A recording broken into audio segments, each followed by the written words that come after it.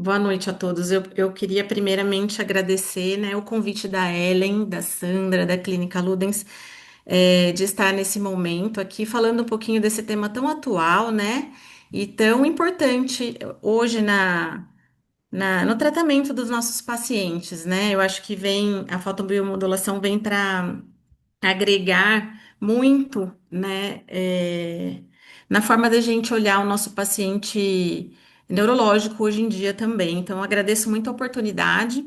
E para quem não me conhece, eu vou falar um pouquinho sobre a minha história, né? Como eu consegui chegar na fisioterapia.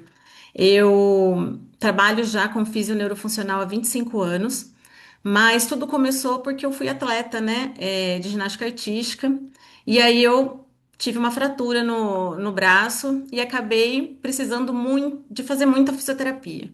Eu fui me especializar, entrei na faculdade, na verdade, na graduação, na PUC, e me encantei pela parte da reabilitação e, na verdade, não tinha interesse ainda pela parte neurológica, mas quando passei pelo estágio de neurologia, me encantei e já sabia que esse seria o meu caminho, né? Reabilitar pessoas, né?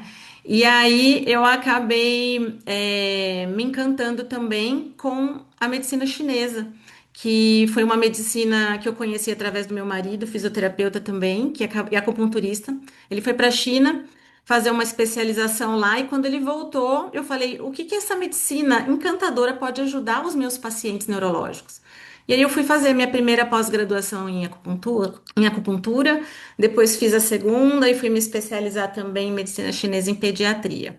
Mas a minha formação é na fisioneurofuncional, né? Fiz especialização na Unicamp, trabalho com Bobat, com intensivo de TeraSuite, já há 9 anos, né? E a acupuntura hoje veio para agregar também conhecimento com um olhar mais holístico, com um olhar mais integrativo, que eu gosto bastante. E aí, associado a tudo isso, a fotobiomodulação, né? Que é um novo tratamento que também tem trazido muitos conceitos da medicina tradicional chinesa também, né? Então, hoje eu vou falar um pouquinho de uma forma rápida sobre como surgiu a fotobiomodulação e para que ela serve, né?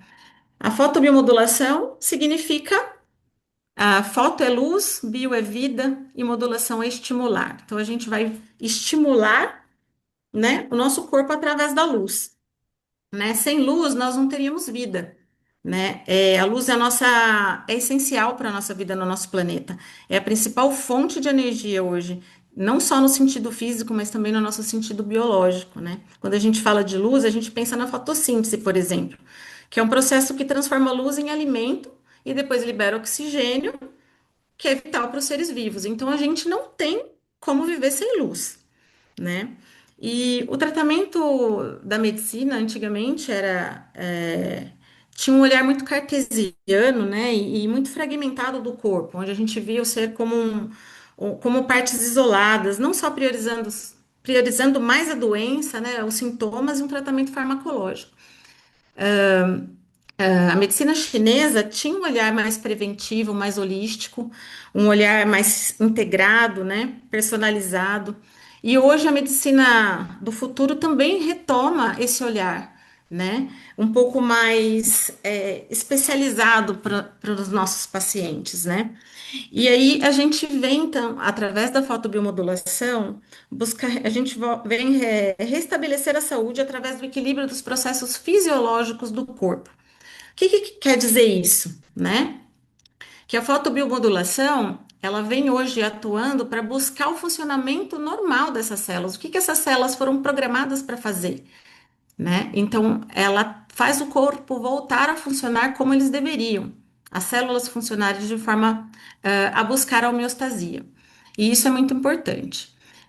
Hamblin, que é um autor muito importante da fotobiomodulação, um estudioso de Harvard, né? E quando a gente busca artigos científicos hoje em dia, a gente vai achar o nome do Hamblin. Ele fala muito disso, que a luz veio para estimular, curar, regenerar os tecidos que estão lesionados, que estão degenerados ou que precisam de recuperação, que estão em risco de morrer. A história da luz vem de muito tempo atrás, né? Os hospitais antigamente tinham a área de tratamento médico, mas tinham também solários, onde os pacientes eram submetidos ao banho de sol para poder se recuperar, né? E então o sol, a luz é de extrema importância para a recuperação dos nossos pacientes. Em 1903, a gente já tinha pessoas já tratando com equipamentos de luz, né? De ultravioleta. Em 1960 surgiu o primeiro equipamento de laser, e aí só em 1930, né, essa letoniana que morava em Moscou, chamada Tina Karu, ela começou a pesquisar sobre os mecanismos de ação da luz na célula. E ela descobriu que todas as células tinham cromóforos, e que esses cromóforos eram estruturas que reabsorviam a luz. E essa teoria fotoquímica, ela é usada até hoje nos princípios da fotobiomodulação, e ela é muito importante para a gente entender como que o nosso corpo recebe essa luz e como que ele vai transformar essa luz nos processos fisiológicos, né? Então, a fotobiomodulação, ela tem uma ação local e sistêmica no corpo, ela não tem efeitos colaterais. A luz, ela é armazenada no nosso corpo. As células que estão danificadas ou não estão funcionando como precisam, elas absorvem a luz, mas as células que não estão danificadas, elas simplesmente descartam essa luz. É como se ela já tivesse energia, ela não precisasse mais dela. A absorção da luz tem preferências por células lesionadas ou fotossensíveis. A fotobiomodulação, ela não gera dor ou desconforto para o paciente. A energia da luz ajuda o tecido a se restabelecer fisiologicamente. Isso é muito importante. A gente vai procurar fazer com que o corpo volte a funcionar como ele foi programado para fazer. É uma técnica simples e rápida, e a gente pode, através dela, como ela tem uma função de melhorar as funções do corpo, melhorar diminuir o processo inflamatório, recuperar dor, né? Reduzir os sintomas de dor, a gente acaba tendo a redução do uso de medicamentos e também uma possibilidade de aumentar a resposta de medicamentos que o paciente já precisa usar. Então, isso é um grande benefício da fotobiomodulação também, além dela poder ser usada em todas as idades. A gente usa fotobiomodulação em bebês, em crianças, em adultos, em idosos, aí variando entre dose, né, tempo de aplicação, e aí de acordo com o tratamento individualizado para cada paciente, mas pode ser feito para todas as idades. Então, o princípio básico da fotobiomodulação é esse, né? A gente vai aplicar o laser ou a luz de baixa potência para estimular efeitos biológicos nos tecidos, sem causar danos térmicos. Isso é uma coisa que sempre as pessoas perguntam, né? O laser ele esquenta, ele causa dano para o tecido? Não, ele não tem danos térmicos no tecido. E o laser ele é um pouco diferente do LED. Hoje aqui eu vou trazer algumas características mais simples, não vou entrar na física aprofundada, né, do equipamento, mas o laser ele é diferente do LED porque ele tem algumas características do próprio equipamento, olha. Então, o laser tem uma luz colimada, então ele atinge um ponto mais específico da sua aplicação. O LED ele já atinge uma área mais ampla. Ambos são monocromáticos e eles possuem, ó, características de ondas diferentes. O laser tem uma onda coerente e o LED tem uma onda incoerente. Mas o que mais importa para a gente hoje é saber que, dependendo do tecido que a gente precisa atingir, ou o órgão que a gente precisa atingir, ou a estrutura que a gente precisa recuperar, a gente precisa definir um comprimento de onda específico. Então, o laser infravermelho, ele atinge tecidos mais profundos. E na faixa de 850 nanômetros de intensidade aí. E o laser vermelho, ele atinge estruturas mais superficiais. Então, se eu vou recuperar uma ferida, por exemplo, uma lesão de pele, eu vou usar o laser vermelho.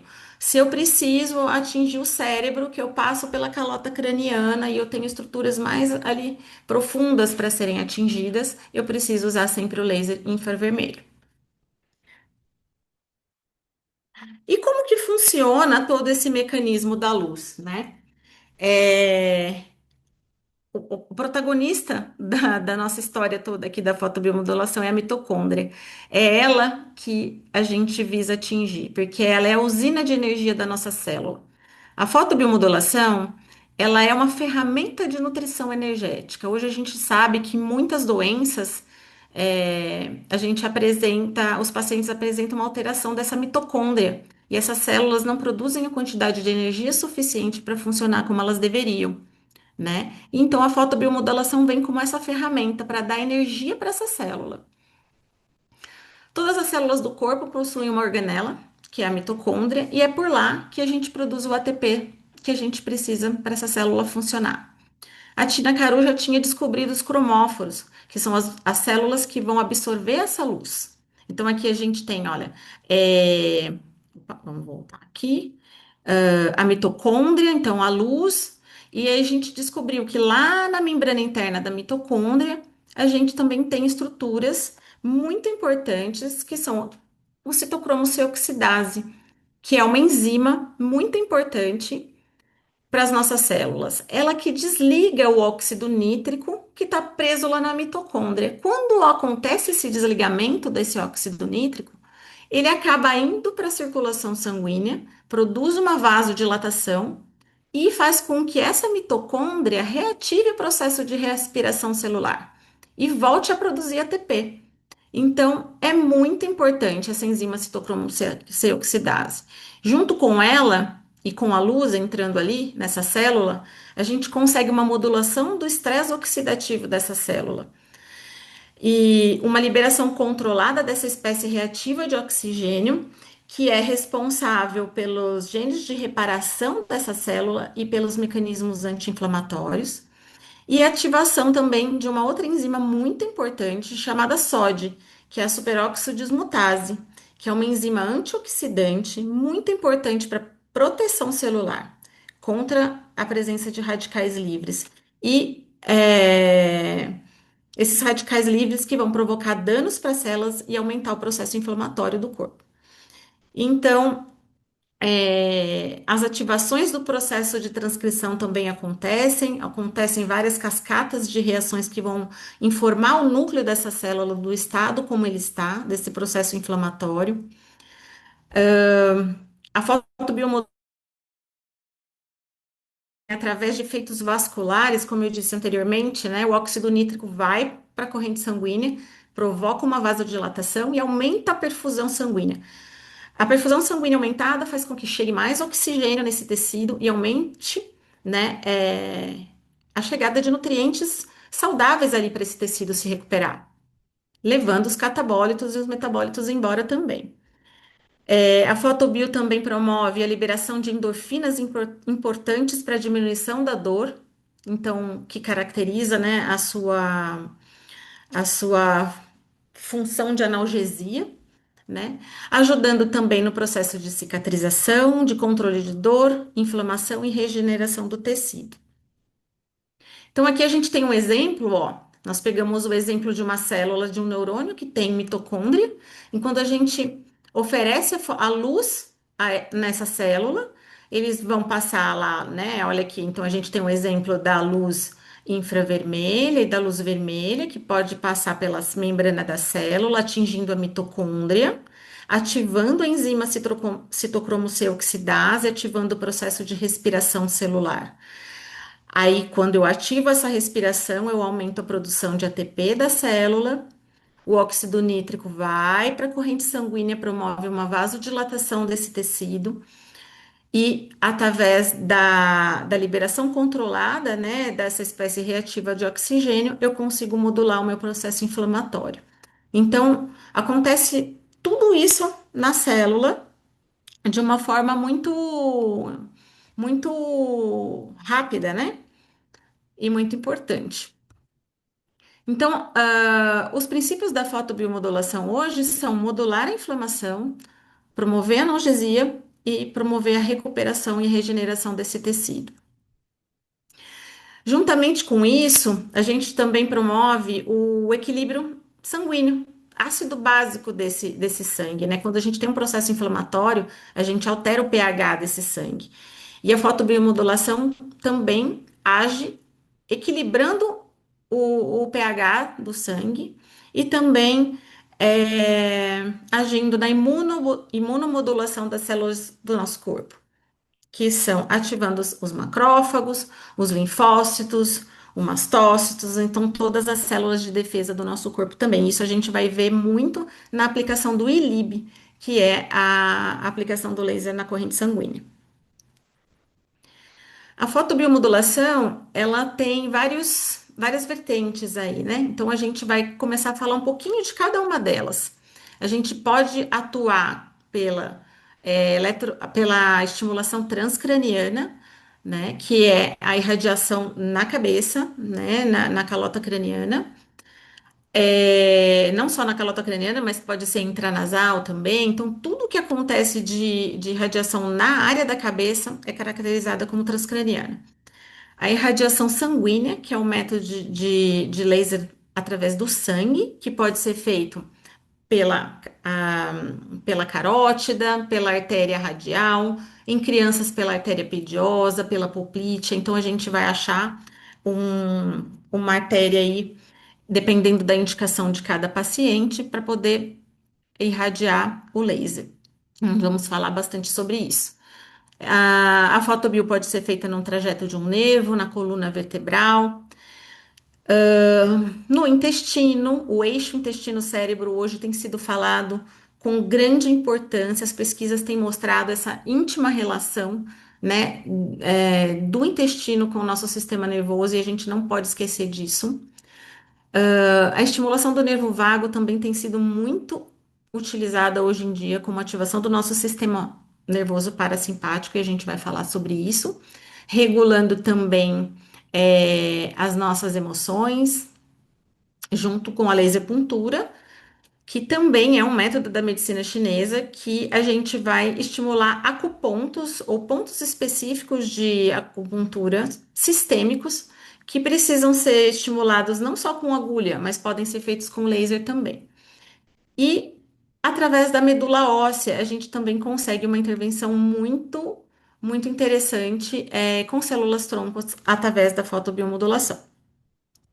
Então, nós vamos falar um pouquinho de cada uma delas. É, A fotobiotranscraniana, a gente utiliza luz infravermelha, né, no espectro aí de 800 nanômetros, porque ela precisa passar pela calota craniana para conseguir atingir o nosso tecido-alvo, que é o cérebro, né? É uma técnica não invasiva, segura, indolor e sem efeitos colaterais, onde a gente usa o LED de baixa intensidade para conseguir ativar o metabolismo cerebral. Os equipamentos utilizados para a fotobiotranscraniana é o capacete, que eu vou mostrar para vocês mais para frente, o boné, o cluster. O cluster também é um equipamento de laser, onde ele possui vários diodos em que a gente consegue irradiar, são 8 diodos, uma área maior, com menos tempo de uso do laser, né? Usados muito em autistas, em que a gente precisa aí de uma intervenção mais rápida, se é uma criança agitada que não consegue ficar parada por muito tempo para a gente conseguir irradiar muitas áreas do cérebro, né? E o laser pontual, em que a gente consegue também fazer o mesmo tipo de aplicação, só que de uma forma um pouco mais lenta e localizada, né? Na estimulação transcraniana, a gente consegue melhorar a perfusão cerebral, reduzir a inflamação e regular a liberação dos neurotransmissores, estimular a formação de novos neurônios através da neurogênese e incentivar a plasticidade neural, organizar as conexões cerebrais, melhorando o desempenho cognitivo, a memória, a atenção, a fadiga, a neuroinflamação e ajudando, com certeza, na reabilitação dos nossos pacientes neurológicos. Então, tem sido muito usada a reabilitação com a fotobiotranscraniana. O ILIB, não sei se todos vocês conhecem, mas é uma técnica de irradiação do sangue, né? E quando todos os estudos começaram a ser feitos, foi pensado assim, bom, o sangue tem células, as células do sangue têm mitocôndria, então por que que a gente não pode irradiar o sangue se o sangue passa por todos os tecidos do nosso corpo? E pensando também na nossa inflamação sistêmica, né? A fotobio é aplicada transcraniana, ela atinge uma área do cérebro, né? Se eu faço o laser numa área de acupontos, eu também vou atingir uma área localizada, mas eu preciso também cuidar dessa inflamação sistêmica desse corpo. Então, o ILIB entra para realmente resolver esse problema, tratar o processo inflamatório sistêmico do corpo. Ele tem uma ação antioxidante por todos os processos que a gente já falou anteriormente, de aumentar a produção da enzima da superóxido dismutase, né? Ele vai melhorar o pH, como já dissemos, ele vai acelerar a regeneração celular, promover a analgesia, melhorar a circulação através também do aumento do fluxo sanguíneo, com a liberação do óxido nítrico, que a gente já falou, aumentar a disponibilidade de oxigênio nos tecidos, trabalhar a imunidade, né, regular hormônios, regular a pressão arterial, ativar e mobilizar as células tronco, que também é um efeito muito importante para a gente da neuro, né? E também regular o sono. O sono hoje é algo muito importante. A gente vê que os nossos pacientes não dormem. E a gente vai falar também, né, do ciclo circadiano e dessa relação com o nosso sistema nervoso autônomo, né? A produção, o ILIB, ele ajuda na produção da melatonina pela glândula pineal, né?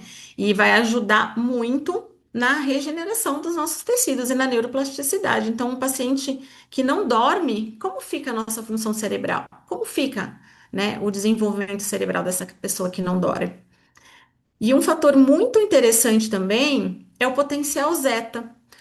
Os pesquisadores começaram a perceber que haviam muitas mudanças no sangue desse paciente. E aí eles começaram a tirar o sangue dos pacientes antes da aplicação do ILIB, colocar em lâminas de microscópio, aplicava o ILIB e depois colocavam em lâminas, para observar como que esse sangue se reorganizava. E eles observaram que as células sanguíneas que estavam inflamadas, né, esse sangue, esse corpo que estava inflamado, as células estavam todas aglomeradas, né? E aí, com a aplicação do ILIB, essas células começaram a ficar dispersas e distribuídas de uma forma muito mais homogênea, diminuindo até os riscos de trombose. Então, e acúmulo plaquetário ali, né? Então, pode fazer ILIB em caso de trombose? Pode fazer ILIB sim, porque ele vai deixar esse sangue mais fluido, vai melhorar a perfusão e o potencial zeta vai conseguir organizar essas células do sangue. O ILIB, a gente vai falar mais para frente, ele pode ser aplicado em vários tipos de artérias, né? E através do laser pontual e através de equipamentos como o relógio hoje, que tem uma grande praticidade na aplicação. A gente usa muito para crianças que conseguem, que não precisam estar o tempo todo ali paradas esperando 30 minutos de aplicação, né? Então, com o relógio, a gente consegue uma versatilidade muito maior na aplicação desse tipo de radiação sanguínea, né? O paciente pode estar brincando, pode estar fazendo outras coisas, eu posso estar fazendo outro tipo de terapia ao mesmo tempo, enquanto eu estou com o meu reloginho lá, sendo ativado, né? E quando a gente pensa em intestino-cérebro, a gente precisa lembrar que no nosso intestino a gente tem mais de 30 tipos de neurotransmissores. Lá são produzidos 95% da nossa serotonina e 50% da nossa dopamina, né? No nosso intestino existem mais de 500 milhões de neurônios. Lá é produzido grande parte de hormônios também muito importantes para regular a nossa digestão e a motilidade do intestino. Nossos pacientes que têm problemas intestinais, sério, apresentam frequente, né? E a gente não tem um olhar para esse paciente. como um todo. Olhando para esse intestino também, né? Quando a gente fala em intestino, a gente precisa lembrar sempre do nervo vago, que é o maior nervo do nosso corpo. Ele é um nervo do sistema nervoso parasimpático que leva informações das vísceras, principalmente do intestino, para o cérebro. Vai fazer toda a diferença, né, na reabilitação do nosso paciente. Porque se eu tenho um intestino inflamado, como fica a minha resposta neurológica, né? Então, a gente vai precisar olhar para o nosso paciente neurológico pensando muito como está essa função digestiva e como que está também essa integridade intestinal desse paciente. O nervo vago ele é responsável por controlar o nosso humor, a frequência cardíaca, né? Outras funções também muito importantes para o nosso corpo. Não podemos esquecer que a melatonina também é produzida no intestino. E se um paciente tem uma inflamação do intestino, ele também não vai dormir bem. Isso também altera todo o nosso funcionamento cerebral, né? E ele também Isso é mesmo. E ele também é responsável por produzir células para o nosso sistema imunológico. Muitos dos nossos pacientes apresentam um quadro de desbiose intestinal, que é um desequilíbrio dessa flora Esse bacteriana aqui também, eu também né? fazia era Isso sempre. acontece, então, uma fraqueza na integridade intestinal e uma alteração dessa permeabilidade dessa membrana, que faz com que esse intestino fique mais Inclusive, permeável à passagem de toxinas, né, e substâncias que vão gerar inflamação sistêmica no nosso corpo. Uma microbiota saudável vai diminuir a inflamação, vai modular a ansiedade, controlar o sono, melhorar a qualidade do sono, regular o humor e favorecer também a nossa neuroplasticidade. Então, um intestino saudável vai ajudar realmente em todo o processo de neuroplasticidade do nosso cérebro. Como que a gente pode cuidar desse intestino, então? Através da nossa alimentação, desparasitando esse intestino. Então, a desparasitação com Anita, por exemplo, qualquer medicação desse tipo precisa ser feita anualmente. Evitando detox, realizando detox de metais pesados. Então, hoje tem sido falado muito sobre o uso de desodorante com alumínio, né? Que traz uma toxicidade aí para o nosso corpo. E também através do controle das nossas emoções, né? O número de estresse crônico, aumento da liberação do cortisol, tudo isso gera inflamação para o nosso intestino também. E na fotobio a gente consegue atuar de forma muito direta, né, e muito efetiva, através do uso de mantas de LED no intestino, através de aplicação com laser pontual nas áreas do intestino, e trabalhando também muito da ativação parasimpática, que é realizada muito na área da região sacral do nosso corpo, que vai ajudar muito nos casos de constipação também. Então, aqui temos, olha, um exemplo sobre como funciona a permeabilidade intestinal. Vamos voltar lá, né? Aqui nós temos a membrana do nosso intestino, os vasos sanguíneos. Então, aqui um tecido íntegro, né? Uma membrana íntegra. E aqui um tecido mais permeável, olha, onde tem toxinas que caem na corrente sanguínea e vão aumentar a inflamação sistêmica. O que vai fazer, o que desregula a nossa flora intestinal? O uso de antibióticos e medicamentos que os nossos pacientes tomam a rodo, né? Uma dieta pobre em fibras também altera toda essa microbiota. Os nossos pacientes com seletividade alimentar também têm uma dieta muito pobre em fibras. O estresse crônico também, que a gente acabou de falar, com grande liberação de cortisol. Uma dieta rica em açúcar, gordura e ultraprocessados altera toda a permeabilidade da nossa membrana e hoje em dia nós temos nos alimentados de forma muito processada, né? A gente tem usado muito alimentos prontos cheio de conservantes e corantes que altera toda a permeabilidade da nossa membrana. E a falta de sono também desregula a nossa microbiota. Estudos têm sido falados, têm sido muito importantes hoje sobre a glutamina. A glutamina também é um aminoácido, né, usado que vai ativar a musculatura, mas ele também serve como se fosse um cimento, né, entre os nossos tijolos aqui, que podem ser as nossas células do intestino, ó.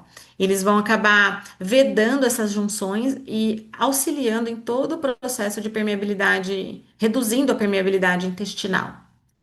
Então, a glutamina tem sido muito usada para trabalhar essa microbiota, para tratar, né?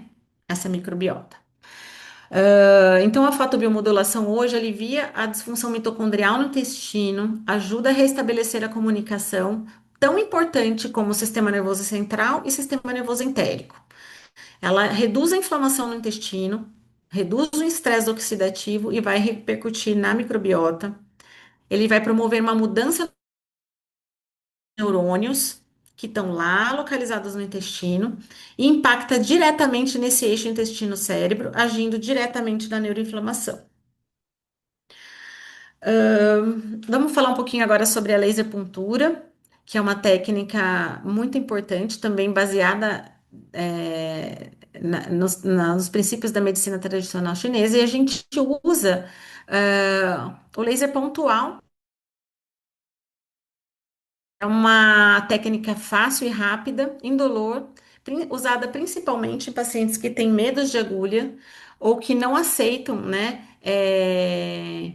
outro tipo de intervenção aí, principalmente nas crianças, mas tem muitos adultos que também não aceitam, ah, as ponturas com agulhas, né? A auriculoterapia pode ser feita através da laser puntura também. A gente tem usado muito a estimulação do nervo vago na orelha, porque sabemos que o ramos do nervo vago estão localizados no pavilhão auricular. Então, a gente usa muito laser pontual também na orelha para promover o estímulo do nervo vago, tá? Ele pode ser usado em todo o processo de tratamento pela acupuntura sistêmica no nosso corpo, promovendo o equilíbrio tanto energético quanto emocional. Os protocolos de ansiedade hoje para controle de estresse, é, regulação do sistema límbico, são todos muito usados com equipamentos de laser puntura. É, e vamos falar um pouquinho também sobre como estimular, né, a nossa medula óssea com o laser. O laser ele vai promover um aumento e um deslocamento maior também das células tronco para o nosso tecido-alvo, promovendo mais produção de energia mitocondrial e favorecendo a migração e a diferenciação dessas células. Existem protocolos em que a gente estimula também o osso do externo do paciente e a tíbia e vão favorecer, né, ossos longos que nem a tíbia, que vão favorecer a produção dessas células tronco. Mas também daria um dia para a gente comentar sobre isso. Vou falar um pouquinho dos dispositivos hoje utilizados, né, na fotobiomodulação. Temos os capacetes, que são usados mais em adultos, na reabilitação neurológica de adultos, né? É uma técnica transcraniana de uso clínico. Esses equipamentos são registrados na Anvisa, é seguro, é eficaz, ele tem um comprimento de onda capaz de passar pela calota craniana e vai atingir o nosso cérebro, que é o nosso tecido-alvo. E ele é usado para estimular o cérebro como um todo, diferente do cluster, que a gente vai falar mais para frente, e do laser pontual também. As mantas de LED são utilizadas também como um recurso fácil que podem ser usados tanto em clínica quanto a domicílio. Existem muitos pacientes que compram as mantas de LED para fazer a estimulação em casa, né? É um recurso fácil de usar. Por ser LED, ele promove um aquecimento leve desse tecido, desse equipamento, mas é um equipamento muito leve, um aquecimento muito leve, sem risco de queimar o paciente, tá?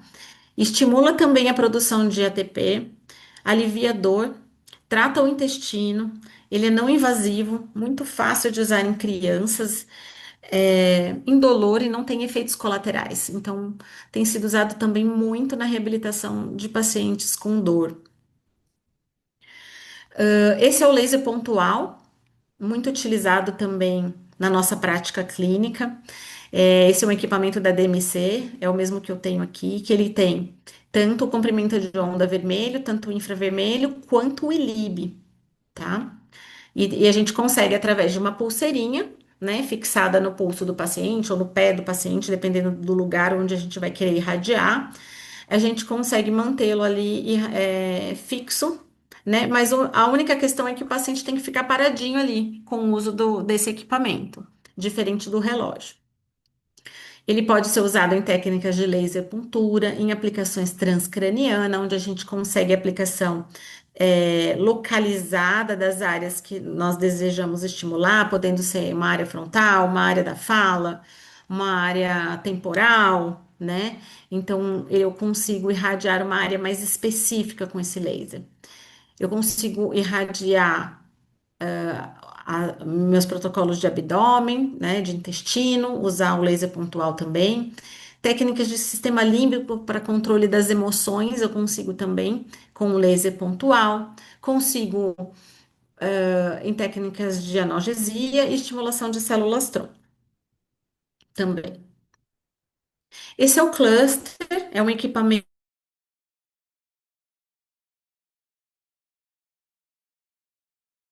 mas ele é de fácil aplicação. Ele tem 8 diodos, olha, de laser, né? E aí ele vai tratar uma área maior da transcraniana, por exemplo, usado também em pacientes com autismo que precisam de um tempo mais reduzido de aplicação. E eu consigo irradiar áreas maiores num tempo mais curto. Então, esse também é o ILIB, olha, então aqui exemplo de aplicação na artéria radial, em crianças na artéria pediosa, e aqui também na artéria radial, com o relógio. A técnica transcraniana, a gente consegue utilizar também o recurso do boné, né? Que ele é também um equipamento muito versátil, é, usado para crianças, diferente do capacete, ele é mais leve, ele é de fácil acomodação na cabeça da criança, pode ser usado tanto para adulto também quanto para criança, né? Mas ele é LED também. Então, muitas pessoas acabam adquirindo o boné também para ser feito o tratamento em casa, para dar continuidade nos protocolos realizados em clínicas. Então, eu vou falar um pouquinho agora sobre as contraindicações da fotobiomodulação. Existem pouquíssimas contraindicações, né? A gente não faz a aplicação de fotobiomodulação em pacientes de laser sem diagnóstico fechado. A gente precisa saber o que a gente está irradiando, o tecido que a gente está irradiando. A gente não irradia barriga de gestante. A gente não irradia áreas em que a gente encontre tatuagem, pintas ou áreas de maior pigmentação, né? Porque o laser ele atinge áreas de maior pigmentação, ele pode queimar. Então, em cima de tatuagens também a gente não faz nenhum tipo de aplicação.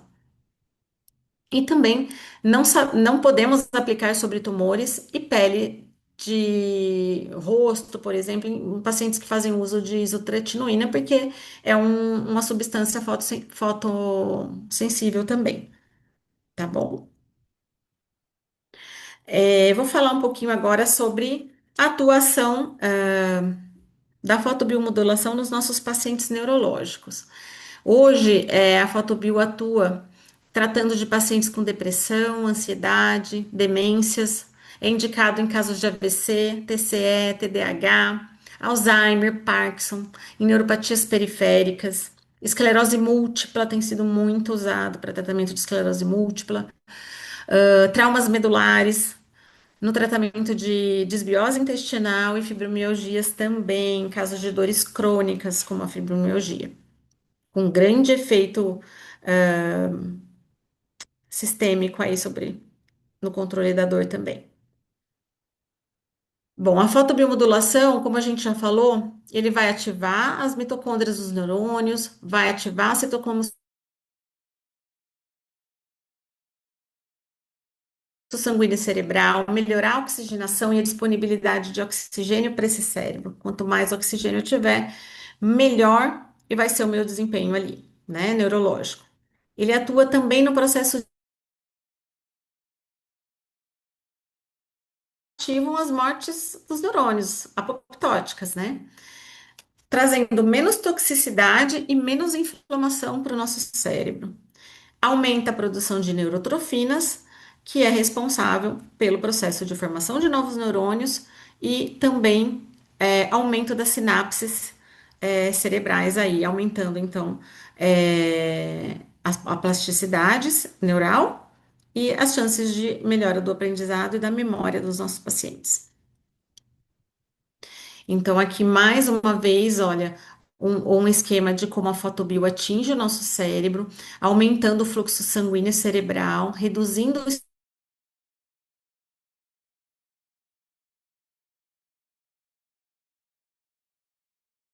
sanguíneos ali, da angiogênese, né? Inibindo o processo inflamatório das nossas células, diminuindo a morte cerebral dos neurônios, né? Aumentando então a produção dos astrócitos oligodendrócitos, que são células da glia, os astrócitos responsáveis pela estrutura dos nossos neurônios, sustentação dos nossos neurônios, né? E o oligodendrócito,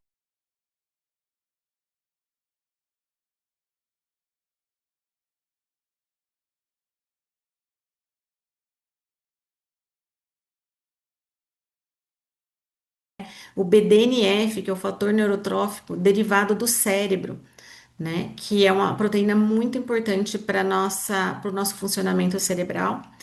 E também aumenta o número de sinapses. Pensando nos nossos pacientes autistas, hoje, que nós temos uma grande demanda de autismo, né? Chegando nos nossos atendimentos hoje em dia, a incidência tem aumentado de forma exponencial, assim, né? Em 2016, a gente tinha um paciente para cada 110. Hoje a gente tem na faixa de um a cada 36 nascidos, né, vivos com um diagnóstico de autismo. Então, a gente tem observado o aumento dos casos, de autismo e também, logicamente, né, uma melhora no diagnóstico, né? Antigamente a gente não tinha, tantos recursos para diagnóstico. A causa do autismo é multifatorial, né? A gente tem fatores genéticos, ambientais, malnutrição, processos inflamatórios, aí que geram, né, aumentam a incidência do autismo e também doenças autoimunes. Sabemos que o tratamento do autismo ele é multidisciplinar, com equipe multidisciplinar, onde a gente precisa de uma abordagem terapêutica e educacional muito específica, individualizada e integrativa. Se a gente não olhar esse paciente como um todo, a gente não vai ter, né, a resposta que a gente precisa, a melhora que a gente precisa para esse paciente. Estudos de fotobiomodulação têm sido realizados com muita efetividade. É um método relativamente novo, né? Mas de 2018 para cá, muitas publicações têm sido feitas sobre os benefícios da fotobiomodulação, tanto nos autistas como nos demais casos neurológicos que a gente atende aí na nossa prática clínica, né? A eficiência da acupuntura, olha, da laser puntura. Se a gente fizer uma busca aí no PubMed, a gente vai encontrar muitos artigos ainda. Porém, mais estudos ainda precisam ser feitos, né? A eficiência do laser de baixa potência no espectro autista, né?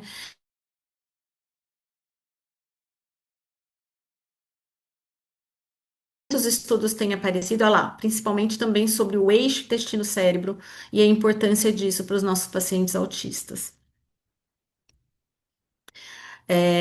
Hoje, no espectro, a gente vê um desequilíbrio, né? Os nossos pacientes apresentam um desequilíbrio na conectividade cerebral, principalmente nas áreas frontal, parietal e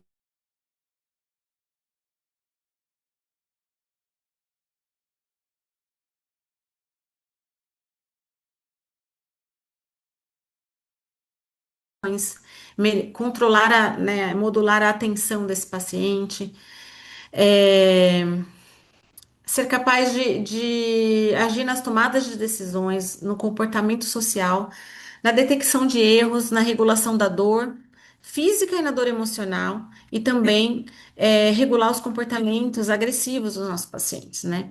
Os nossos pacientes de TEA podem apresentar um desequilíbrio, né, nas sinapses excitatórias e inibitórias, processos inflamatórios tanto na área do hipocampo quanto cerebelo, disfunções mitocondriais muito frequentes. Nós sabemos que os nossos pacientes com TEA apresentam 8% deles apresentam disfunções mitocondriais. Então, hoje a gente vê o quanto é importante conseguir passar energia para essa mitocôndria, para esses pacientes, né? Eles apresentam estresse oxidativo e morte neuronal muito precoce. Então aí a gente pensa, né? O que que a gente pode ajudar com a fotobiomodulação nos nossos pacientes? Quando falamos de autismo, a gente também percebe uma diminuição do nível do BDNF, que é o fator neurotrófico do derivado do cérebro, que nós vamos falar bastante dele a partir de agora. O BDNF, ele é produzido pelos neurônios, pelo córtex cerebral, e ele é uma proteína muito importante para o cérebro, porque ele é caracterizado como um fertilizante para os nossos neurônios. Ele é essencial para a saúde cerebral, para a memória e para o nosso aprendizado. Como que a gente faz, então, para melhorar o nível dessa proteína no nosso cérebro? A fotobiomodulação vai ajudar na produção dessa proteína, né? Com dieta anti-inflamatória, os nossos pacientes precisam ter uma dieta equilibrada, rica em ômega 3, principalmente no DHA, né? Que vai agir nos nossos neurônios. O consumo de frutas vermelhas, por exemplo, também vai ajudar, que tem uma ação antioxidante. A cúrcuma, que tem uma ação anti-inflamatória, também vai ajudar. Então, a nossa dieta é extremamente importante para regular a produção dessa proteína e para a nossa saúde cerebral. O BDNF também é encontrado em intensidades reduzidas em pacientes com Alzheimer. Ele também está num nível reduzido.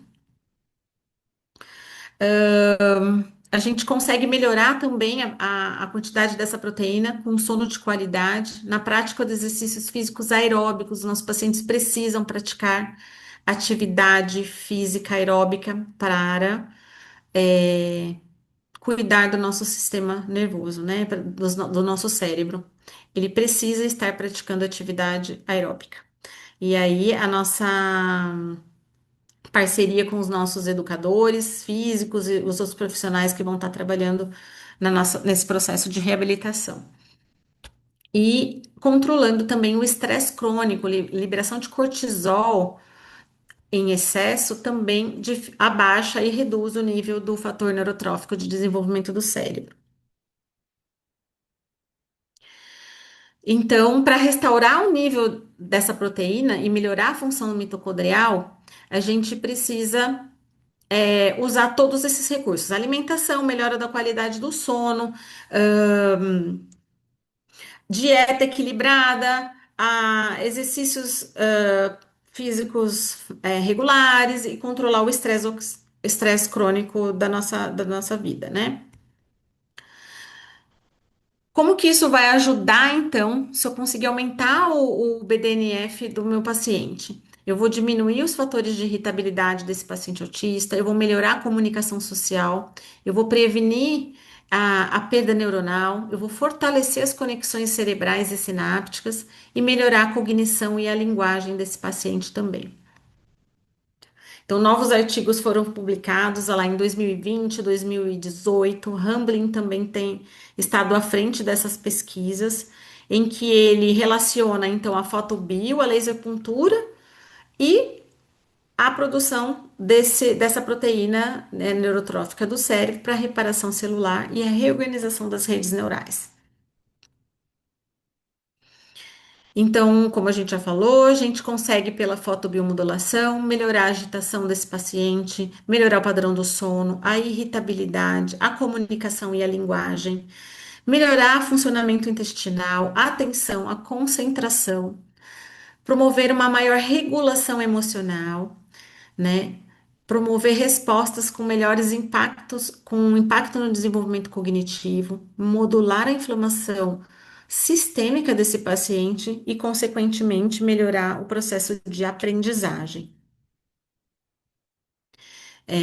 Nos nossos pacientes autistas, então, a gente vai ter comprometimento de várias estruturas, como o cerebelo, como das amígdalas. Hoje o cerebelo tem falado, tem sido muito é, estudado no espectro autista, né? Não só como alteração do tônus, equilíbrio e coordenação, mas também como área de integração aí das demais áreas, né, cerebrais. As amígdalas, é, áreas do hipocampo também afetadas, e responsáveis pela memória e pelo aprendizado. Corpo caloso responsável pela integração interhemisférica, habilidades mais finas, criatividade, processamento visoespacial, né? Área do giro do cíngulo, também pelo controle das emoções e comportamento. Nos lobos frontais também por questões de funções executivas, controle inibitório, regulação emocional, planejamento, tomadas de decisões, linguagem, né? E também planejamento motor. Então, como que a gente trata esse paciente com TEA? A gente vai poder usar a fotobiomodulação transcraniana, irradiando a cabeça desse paciente, né? Podemos usar a irradiação intranasal, também porque os feixes vão atingir o cérebro lá no fundo, né? O feixe infravermelho vai conseguir atingir o nosso tecido-alvo através do palato mole também, né? Existem protocolos em que a gente, com laser pontual, consegue ativar o sistema límbico através do palato, lá dentro da boca, através de pontos sistêmicos localizados no corpo, distribuídos né, nas técnicas da MTC. Então, a gente vai associar a laser puntura e também os atendimentos de auriculoterapia ali com o laser, a estimulação do nervo vago. Tratar esse intestino do paciente com TEA é importantíssimo, a gente não pode esquecer jamais do intestino, que é algo que causa muita irritabilidade nos nossos pacientes. E vamos tratar também a inflamação sistêmica através do ILIB, da irradiação sanguínea, tá? Tudo isso que eu falei são técnicas seguras, não invasivas, né? Não farmacológica, isso é muito importante. A gente precisa pensar em medicar menos os nossos pacientes e começar a fazer esse corpo funcionar de uma forma mais fisiológica. Estudos recentes têm mostrado também que a fotobiomodulação tem trazido excelentes resultados para os nossos pacientes. E os estudos têm sido feitos através da aplicação de algumas escalas, né, validadas, e a escala CARS é uma delas, muito usadas nas pesquisas científicas, onde a gente tem 15 domínios, né, de avaliação. E esses pacientes que foram submetidos a esses protocolos de fotobiomodulação, esses pacientes autistas, tiveram uma redução, né, uma ampliação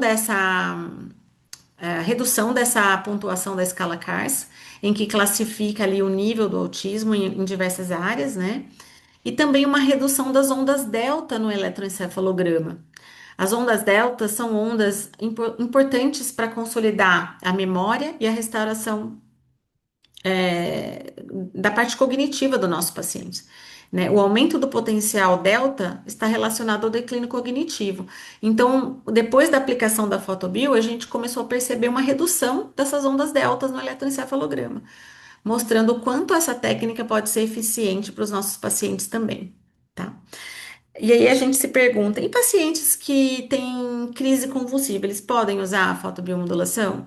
Estudos recentes têm mostrado que vários tipos de ondas em eletroencefalograma têm sido diminuídas através da aplicação de fotobio, sim. A gente pode usar em pacientes com crise convulsiva. Então, essa é a escala CARS, muito utilizada nas pesquisas científicas. A gente avalia 15 domínios dessas crianças autistas que vão estar relacionadas às relações interpessoais, imitação, resposta emocional. Se a criança consegue usar, como ela faz o uso do corpo, como que ela faz o uso do objeto, como que ela se adapta às mudanças, o quanto essa criança ela é muito rígida no comportamento, né? As respostas visuais, auditivas, sonoras, as respostas quanto ao palato, sensoriais, né? De palato, olfato também, e paladar. O quanto essa criança tem insegurança, medo, ansiedade, avalia a comunicação verbal e não verbal, nível de atividade, e consciência de resposta intelectual da nossa criança. E depois o último item dessa avaliação é uma impressão global, uma impressão global que a gente fecha a pontuação da escala, né? E aí, com a fotobio, a gente tem observado uma redução dessa pontuação dessa escala, que mostra realmente uma melhora em todos esses aspectos já falados. Os protocolos de fotobiomodulação são aplicados várias vezes na semana, né? De 2 a 3 vezes na semana, é, sendo numa frequência de 6 a 8 semanas consecutivas, tá? Muitos pacientes acabam fazendo depois a manutenção dessas aplicações em casa, eles podem adquirir alguns equipamentos e acabam fazendo essa manutenção no intervalo desses protocolos também para manter o estímulo é, do corpo, né? E continuar reduzindo todo esse processo inflamatório também. Tá? O que é muito importante a gente lembrar que para a gente ter um cérebro saudável, né, a gente precisa fornecer energia para ele, a gente precisa dar estímulo para esse cérebro, a gente precisa ter uma boa alimentação, precisamos de atividade física para esse cérebro funcionar bem, né? E, consequentemente, reparação no sono, porque se a gente não tem um sono de qualidade também, o nosso cérebro não vai é, realizar toda a função que ele precisa ali de uma forma efetiva. Então, a fotobiomodulação, ela vem hoje para não para substituir o tratamento da reabilitação. Na verdade, ela otimiza o terreno biológico, ela favorece a plasticidade neural e as funções mitocondriais para uma resposta mais rápida e eficiente de tratamento. Não é sobre substituir técnicas, é para integrar recursos para potencializar os nossos resultados. Então, é um recurso que vem agregar, só vem somar, né, para a gente conseguir ter um olhar muito mais integral, integrativo, um olhar muito mais especializado aí para os nossos pacientes. Então, eu acho que a fotobiomodulação vem para revolucionar, né, a medicina, a nossa reabilitação neurológica aí, nos próximos anos. E é isso que eu trouxe para vocês hoje. Um pouquinho sobre a fotobiomodulação, sobre o que tem sido usado de equipamentos e o que a gente vai poder realmente agora incluir no tratamento das nossas crianças neurológicas, nossos pacientes neurológicos, adultos e crianças, né? Então é isso, gente. Nossa, Mari, Alguma dúvida? que aula, hein? Meu Falei Deus. demais, né? Não, foi ótimo. Se quiser parar de compartilhar agora, a gente vai ver se tem, né? Se tem pergunta. Olha, tô aqui assim, com os olhinhos abertos. Que aula gostosa de ver, viu? Ai, Agora a gente vai imagina. abrir, né, Sandra? Ver o que que você passar a falar. Sim, Mari, primeiramente, super parabéns por essa aula. Eu tive uns problemas aqui com a internet, entrei e saí, mas assim, escutei. E sabe, o que eu acho que vai ser muito bacana eu acho que é essa fusão, né, de todo o seu conhecimento com outras áreas, né? Porque quando você fala, né, da aplicação pontual em palato, né, para determinadas aí ações, né, tá diretamente ligado à boca e dentro, né, da fonoaudiologia, o que a gente pode conseguir aí com essa sua intervenção. Então, assim, eu também vislumbrei já uma série de coisas aqui, e eu acho que a gente tem que ter mesmo, eu acho que essa cabeça aberta, sempre buscando para a nossa criança mais intervenções, né? O que tiver aí de melhor e no mercado, a gente ter esse olhar aberto, né? E hoje, claro, a gente tem visto, né? Tudo, né? Tudo que você falou, né? Com a questão intestinal, quer dizer, o exercício físico, o quanto a gente tem que fazer de fato um trabalho integrado, né? Um trabalho Então, assim, integrado. super, né, Mari? Então, meus parabéns. Eu acho que a gente vai fazer um ótimo trabalho com você na Ludens, né? Te chamando aí para vários casos, né? E eu que acabo trabalhando muito mais hoje com TEA, já vislumbrei aqui várias crianças que eu acho que vão se beneficiar aí com a intervenção aí da fotobiomodulação. Viu? Obrigada, Vamos. parabéns. Obrigada, Sandra. Obrigada. Vamos sim, estamos prontos aí para ajudar as nossas crianças. Uhum. Nossa, e assim, né? O tanto que a gente tem visto cada criança nossa, né, com um sofrimento intenso em relação a essa questão intestinal, né, que é Muito. gravíssima, Eu gravíssima. tenho um paciente, inclusive é meu e da Débora, né? Ele tem uma síndrome e tem algumas questões parecidas aí com autismo, né? Mas não é TEA, é puro assim, né? E ele começou com muita irritabilidade, batendo, né? E aí a gente fez uma reunião com o psiquiatra. A sorte que o psiquiatra realmente era um médico muito coerente, começou a avaliar junto com a equipe todo o processo que essa criança estava passando, né, antes de mudar a medicação ou aumentar a medicação. E aí a gente começou a observar que os dias que ele estava irritado, ele vinha com uma distensão abdominal muito grande, né? E aí começamos a rastrear o que ele estava comendo, e era um pacote de pão de queijo que realmente inflamava, e era muita quantidade. E aí a gente começou a observar isso, e sem mexer em medicação, sem deixar esse paciente viciado em laxantes, que é o que os médicos têm feito muito, né? Da PEG de uso contínuo, de uso para sempre aí para regular o intestino desses pacientes, né? E aí a gente começou a tentar melhorar a alimentação, tirar alguma coisa ali, tratar esse paciente com outro olhar. Não precisou medicar, melhorou o comportamento, né? Então, isso é muito legal, né? A gente conseguir ver esse paciente como um todo. O que está acontecendo? Por que que ele está bravo? Por que que ele está agressivo? É dor? Não é? É um desconforto aonde, né? Isso é muito importante. Principalmente nos não verbais, né? Que a gente acaba não conseguindo entender o que acontece. Pessoal, alguém quer mais colocar alguma pergunta, algum questionamento, alguma fala? Pode abrir o microfone. Tem uma pergunta aqui. Amanda, você quer abrir para perguntar ou quer que eu leia a mensagem? Pode abrir, Amanda. Ai, meu Deus, saí aqui, Débora. Socorro. E agora? Volta aqui. Caiu? Peraí, saímos aqui. Voltando. Não, tem uma pergunta aqui da Amanda. Na sua experiência com pacientes com autismo, quais mudanças costumam ser percebidas primeiro pelas famílias após a fotobiomodulação? Atenção, autorregulação, sono, comportamento ou outros?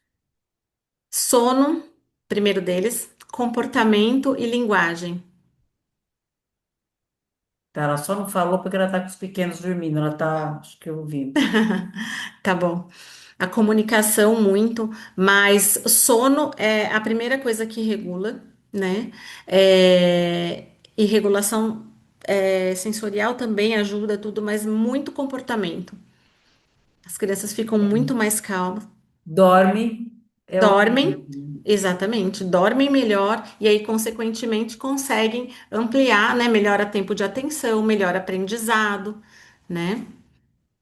outra pergunta aqui da Jaque, em quais grupos parece funcionar mais, a nível de nível de suporte? É. Um, dois, três. Uhum. Eu já fiz o atendimento em crianças nível 1, mas eu atendo uma criança de nível 3 de suporte que teve uma resposta muito significativa em relação a comportamento, melhora de estereotipia, melhora, do tempo de atenção, de permanência na atividade, regulação da criança como um todo mesmo. Aí você está Nível usando 3 a de escala suporte a gente CARS. Você consegue está usando a perceber. CARS? Desculpa, Mari. Desculpa. Vem aqui para mim, né? Aqui, ó. Oi? Você está usando a escala CARS? A escala CARS, exatamente. Pela escala CARS. Ah, então é isso, né? É comprovado, mensurado mesmo, né? Antes de Mensurado fazer. mesmo, exatamente. Na escala. O nível 3 de suporte também apresenta. A gente sempre acha que o nível 3 é mais difícil e que a gente não vai conseguir aplicar a fotobiomodulação, né? Mas é possível, gente. É possível. Eu tenho uma paciente que teve uma resposta incrível. Nível 3 de suporte não verbal. E é outra criança, assim. Outra criança mesmo. Muito mais regulada. Ela tem integração sensorial, né? Suspensão na casa dela. Ela tem buscado muito menos os recursos para se autorregular. Tem conseguido permanecer muito mais tempo nas atividades terapêuticas, né, focada muito mais, muito menor quantidade de estereotipia, né? Então, realmente tem trazido bons resultados. Uma outra pergunta aqui, ó. Nos estudos, foi igualada a carga horária de intervenção clínica ABA-TO-fono durante a fotobiomodulação? Não sei se você entendeu ou quer que a Jaque pergunte. Você quer falar, Jaque? Se muda a carga horária? Como assim? Foi igualada a carga horária de intervenção clínica? Oiê, Oi, Jaque, pode perguntar tudo aí. bem? Eu tô compartilhando com o Tudo Charles, a bem. gente tá trocando muitas figurinhas e ele tá bem animado. Ah, que Então eu, bonitinho. então eu vou compartilhar uma dúvida que é do Neuro, do Dr. Charlton também, tá bom? Tá. Ele tá acompanhando, inclusive. Ele não quer entrar porque ele é teimoso.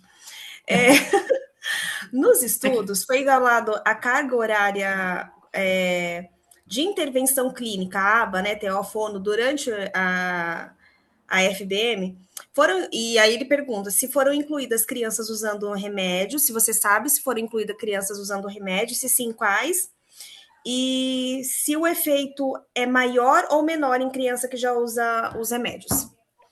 Então, não tem que tipo de remédio? Anticonvulsivos? É independente do remédio. Pelo que eu estou entendendo, ele está falando da parte de epilepsia, né? Epilepsia, né? Então, a fotobiomodulação, o que que acontece? Quando a gente, principalmente com a técnica ILIB, o ILIB busca trazer esse corpo para homeostase, para ele funcionar como ele deveria. Conforme a gente vai dando energia para esse corpo, né, ele começa a funcionar melhor.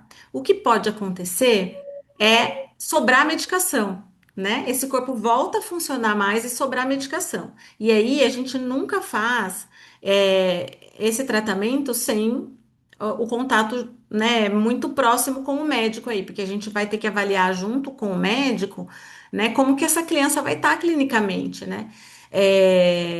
Sobrou medicação na corrente sanguínea, né? Aí eu vou ter que começar a reduzir um pouquinho a medicação, porque esse corpo ele volta a funcionar melhor.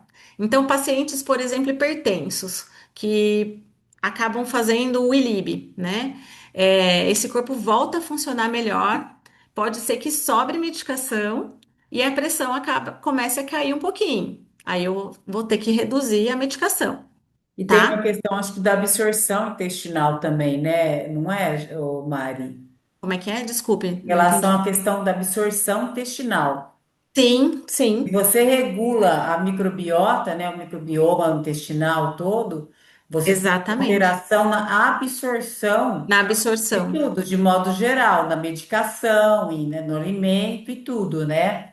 Então, você Sim. pode ter dois efeitos aí, eu acredito, né? Tanto o efeito de ou maximizar, né, a medicação, ou mesmo diminuir o efeito, né? Acho que a gente, por isso que tem que acompanhar muito com o médico mesmo. Exato, a gente sempre acompanha junto com o médico, né? Tem sido um desafio também, né? Os médicos hoje estão fazendo muitos cursos de fotobiomodulação para conhecer, né? Porque muitos médicos não conhecem. Essa menina mesmo, essa paciente autista nível 3 que eu comecei a atender, a neuro de São Paulo, não queria, por falta de conhecimento mesmo, né? Então, ela tinha muito medo de entrar com a fotobiomodulação. E hoje a gente já tem conseguido trabalhar de forma muito mais parceira, né, com os médicos aí e fazer esse trabalho junto, porque realmente a gente precisa dessa parceria, né? Então, você tem, através da fotobiomodulação, você tem, então, uma otimização do medicamento. Otimização do medicamento. Ou não, Ou né? é, ou não, né? Tem alguns casos que a gente não vai conseguir tirar a medicação. E aí, esse paciente vai ter melhor resposta, porque esse corpo vai estar funcionando melhor, ele vai ter melhor resposta ao uso desse medicamento. Mas em alguns casos, por exemplo, pode ser que eu melhorando o processo inflamatório, eu consiga reduzir a necessidade de medicamento, por exemplo. O do tempo que ele perguntou, acho que ele perguntou do protocolo, né? Entendi. Obrigada, viu? O horário é igual ao ABA. Se a carga horária é igual ao Igual ABA, ao TO, igual ao ABA. Acho que é isso que ela quis dizer do não, a tempo. carga horária não é igual ao ABA. É isso a pergunta? É isso, já que em relação ao ABA que você queria saber, a carga horária da aplicação? Ela é mais reduzida. Não, o que a dúvida é se a carga horária dos pacientes que fizeram a bioestimulação, né? Hum. Ela era igual dos demais pacientes que não estava fazendo. Você teve também uma otimização da carga horária, com isso, redução de carga horária, etc. Ah, é, Teve redução. através da biofotomodulação, se, por exemplo, o paciente teve aí, né, Ah, avanços e aí a entendi. redução da carga do ABA, A necessidade de reduzir a carga. pela biofotomodulação. Você Se isso precisa, de fato eu alguma acho, eu coisa não em tenho, redução, não, né? eu não tenho essa resposta sobre redução de terapia, de carga horária de terapia, não, não sei. Não tem nenhuma, não tem publicação, acho Não aí. tenho publicação que eu tenha visto sobre isso, não. Mas de melhora de desempenho, sim, tá? Mais alguma pergunta, pessoal? Bom, essa aula vai ficar gravada, né? A gente tem o nosso canal no YouTube, né? Então, todas as palestras que a gente está dando, né? São palestras aí, aulas que estão gravadas no YouTube. Então, assim, quem quiser, né, passar para outros colegas, outras mães, né? A Jaque que está aqui, tem outras mães, outros terapeutas. É só a gente vai, né, liberar o link assim que o link estiver pronto, da respiratória a gente já liberou, né, agora da fotobiomodulação, né, vai estar tudo no nosso canal no YouTube. Nós temos um canal Ludens lá no YouTube que tem tudo para vocês, né? E a próxima agora, palestra vai ser em junho, né, Sandra? Com você e com a Catu sobre a seletividade alimentar, né? Sim, Ellen, isso mesmo. Tá? Mari, muito obrigada por Eu que essa, agradeço a oportunidade. meu Deus, que palestra, que aula linda mesmo, de verdade. Como é gostoso, Uhum. né, a gente voltar a estudar, a gente que ama neuro, caramba, né, como é delícia falar de mitocôndria, falar de tudo isso aí que a gente, né, come isso daí vivo, de tanto que a gente gosta, né, tem que ter muito dom mesmo, tá? Então, muito obrigada. Só para, né, confirmar aqui, a Mari agora faz parte da equipe Ludens, ela está conosco lá, ela é fisioterapeuta, né, então ela realiza os atendimentos e além dos protocolos aí da biofotomodulação também, tá? Da acupuntura e tudo. Tá ok? Ok. Sandra, quer falar alguma coisa? Então, agradecer mesmo essa aula maravilhosa e a gente, mais ainda de a gente tê-la na Ludens, né? Exatamente. Melhor Eu que é isso, agradeço, gente. Estou muito feliz. Muito obrigada. tá? Então, boa noite a todos, né? Um bom descanso e até amanhã. Até, Boa muito noite, obrigada. gente.